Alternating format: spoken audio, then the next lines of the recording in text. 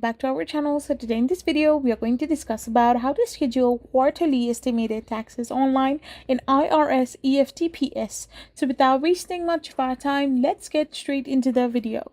So to schedule quarterly estimated tax payments online using the electronic federal tax payment system, you must first be enrolled in the service.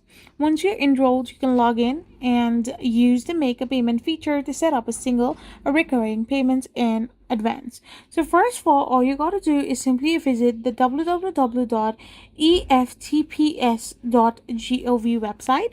Once you are logged in into this website, all you got to do is simply do the make a payment option. You can simply sign in and log in with your EIN, SSN, PIN, or your internet password. So you can enter your payment details, like follow a step-by-step screen process to simply make a payment initiated. Now you can select the date and confirm and record. Now for your easiness, your EFTPS is an ideal for setting up recurring payments, which helps ensure you meet your tax obligations on time.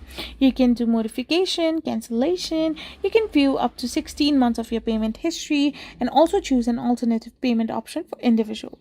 I hope you found this video helpful, so don't forget to hit that subscribe button and do give us a thumbs up. We will be back again with more informative videos. Thank you for watching.